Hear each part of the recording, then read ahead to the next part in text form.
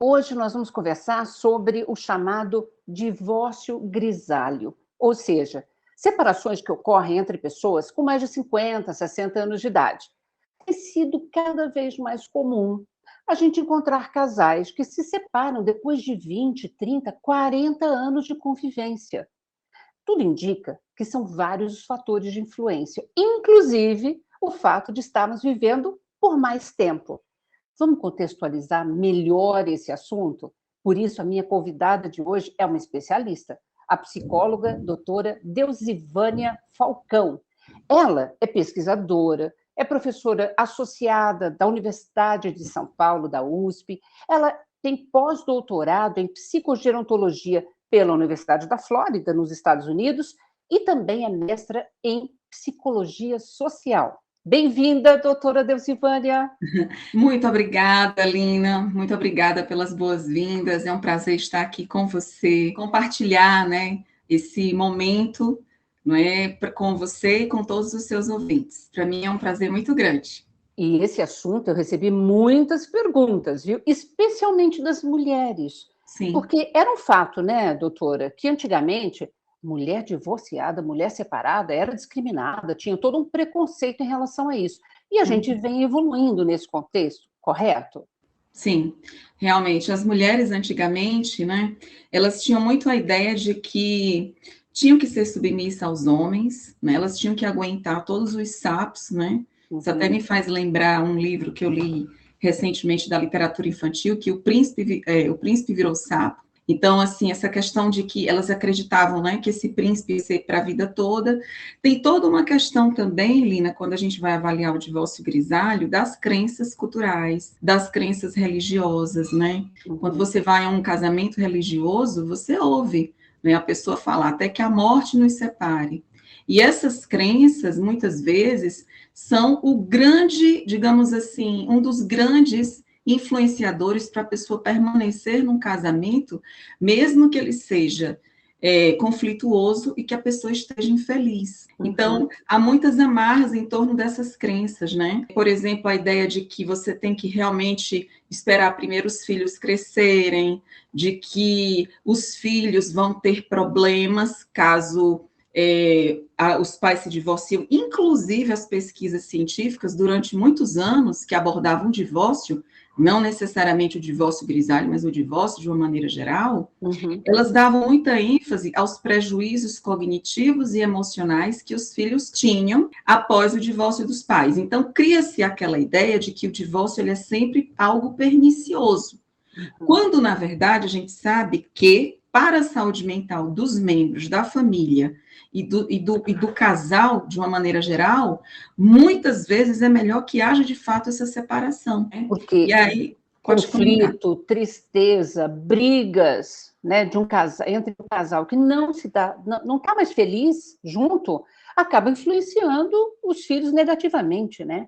Sim, sim, porque aí os filhos acabam tendo como modelo aquele casal. Eles podem até ter na família extensa, como a gente fala ali, os seus avós, que são bem casados, ou os seus, sei lá, tios, que são bem casados, mas se o modelo que eles têm dentro de casa é um modelo, digamos assim, altamente conflituoso, né, com baixo índice de qualidade conjugal, que é um grande elemento, né, quando a gente fala em qualidade conjugal, a gente está falando ali não só de aspectos positivos, mas também de aspectos negativos, porque você pode ter uma baixa qualidade conjugal, como você pode ter uma média ou uma alta qualidade conjugal. Eu tenho desenvolvido trabalhos nessa área e eu percebo que isso acaba sendo um grande ponto também para entrar em conflito, porque se você tem uma baixa qualidade conjugal, ou seja, se você não tem um bom relacionamento, você também tende a não ter uma boa satisfação conjugal. Então, a qualidade conjugal, ela está muito ligada a uma outra variável que a gente chama satisfação conjugal. Né? Eu quero mais detalhamento sobre isso para os nossos telespectadores. Quais são os elementos que a gente pode levar em consideração para a gente identificar que a gente está tendo uma qualidade conjugal boa? por exemplo, boa, né? Você está Aham. falando da boa. A boa, Tá. você tem que ter uma boa comunicação com o seu parceiro ou com a sua parceira. Eu acho que é uma das primeiras coisas que a gente tem que pensar, a boa comunicação. Segundo, a coesão, né? A coesão, quando a gente fala a questão da união, tem um terapeuta de casal, infelizmente ele já faleceu, mas eu gostava muito do trabalho dele, deixou aí um grande legado, que é o Salvador Minuchin, que ele tem uma teoria chamada teoria estrutural da família, onde ele também aborda a questão da conjugalidade.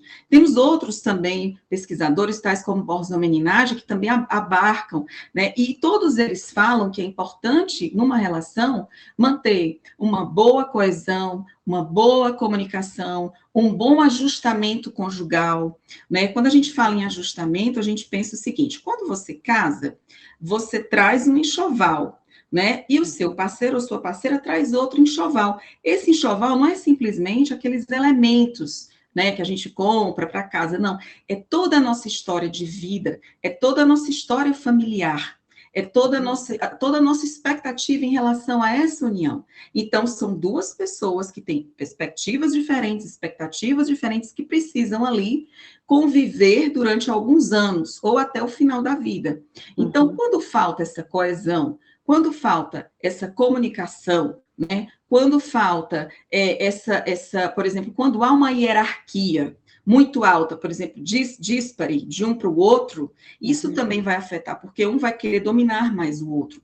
Então, trocando em miúdos, uma boa qualidade conjugal, ela tem que, de alguma maneira, ter essas variáveis, em síntese, comunicação agradável, né? Que haja uma comunicação compassiva, por exemplo, que haja uma hierarquia, de alguma maneira ali, de tete a tete, que haja, por exemplo, respeito, que haja confiança, que haja admiração, porque muitas vezes você ficar num relacionamento onde você já perdeu a confiança, onde você já perdeu a admiração e onde você já perdeu o respeito por si, respeito pelo outro e respeito pela relação, dificilmente essa relação ela vai ter uma boa qualidade conjugal. Claro. Você tem que também ter, de alguma maneira, um certo companheirismo. Aí você me pergunta, então não existe esse relacionamento que você está falando? Existem relacionamentos que são mais ajustados do que outros. Existem casais que conseguem levar uma vida conjugal bem mais ajustada do que outros. Então, E você isso eu sabe que... consigo ver na clínica, né? Eu não tenho consultório particular, porque eu sou professora da USP com dedicação exclusiva, mas eu atendo no Hospital das Clínicas, né? No Instituto de Psiquiatria. E lá a gente vê muitos pacientes idosos, por exemplo, que chegam para ficar internados, e quando eu vou fazer a pergunta, acabou de se divorciar, houve um problema, sabe? Pode falar. Então, isso que eu ia lhe perguntar, porque todos esses ingredientes que você acabou de listar são incríveis, mas como levar isto durante 20, 30, 40 anos de convivência? E o fato de a gente estar vivendo por muito mais tempo, eu recebi várias questões assim, puxa vida, eu tenho 60, acabei de fazer 60, 60 pelo jeito é um marco que a pessoa para, reflete a vida, inclusive o relacionamento, e vai viver por mais 20, 30 anos. Se a pessoa está infeliz, ela para hoje em dia para pensar, né? Puxa vida, será que eu vou viver mais 20 anos assim, infeliz? Esse tem sido, talvez, também um dos fatores da gente ter o tal do divórcio grisalho, ou seja, das pessoas se separarem depois de tanto tempo juntas? Com certeza, até porque a nossa cultura mudou muito. Quando você fala essa questão do infeliz, você está falando de algo individual.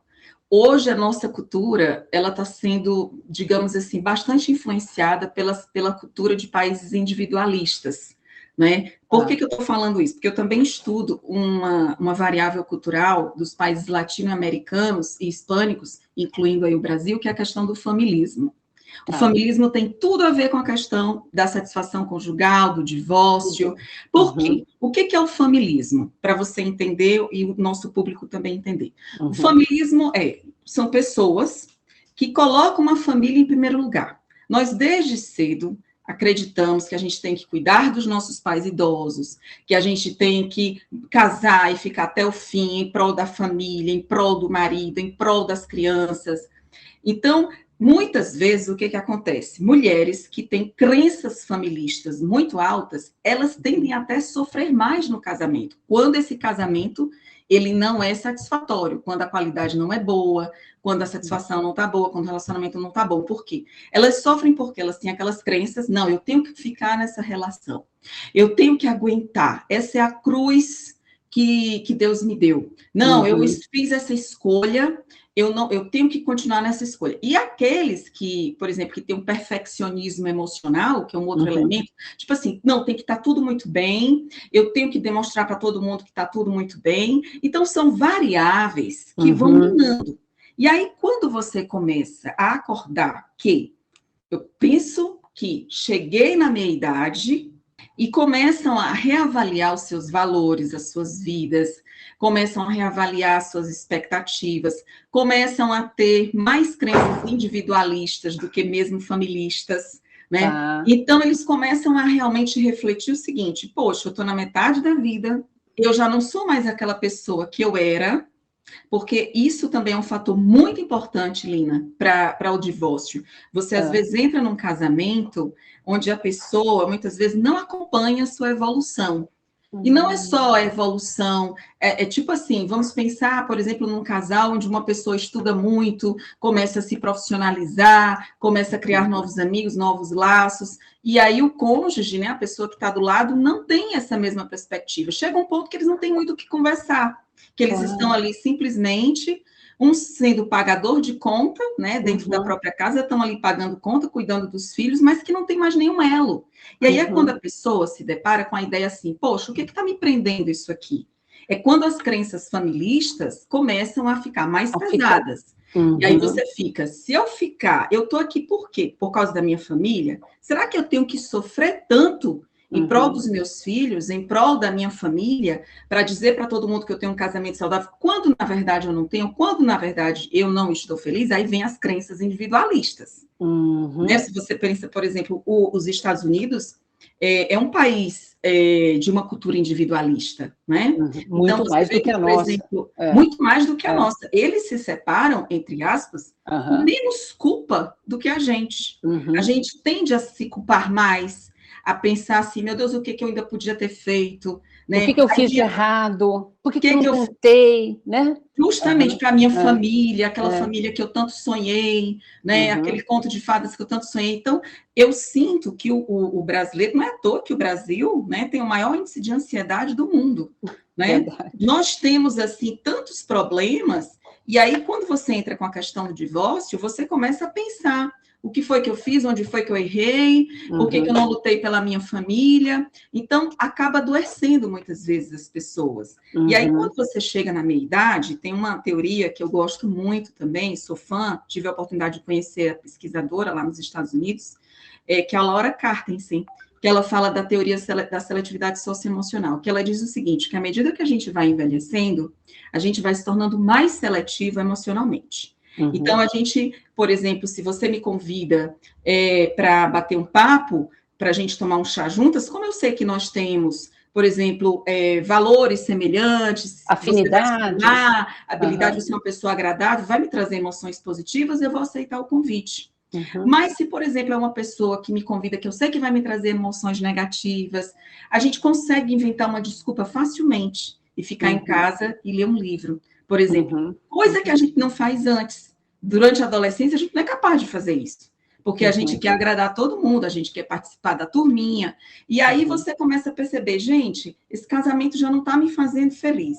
Essa pessoa que está do meu lado está me adoecendo. Se não me adoece mentalmente, me adoece fisicamente. Eu já não consigo olhar para ela com os mesmos olhos. Já não tem mais aquele confiança, aquele respeito, aquela admiração. Quando não existe, por exemplo, casos, né, de fatores como, por exemplo, o uso abusivo do álcool, a traição, né, e tantos outros elementos que acabam aumentando aí esse caldeirão de emoções. Né? Nossa, estou amando o nosso bate-papo, mas eu preciso chamar um rápido intervalo, a gente já volta, tá bom? E você não sai daí não, a gente volta já já.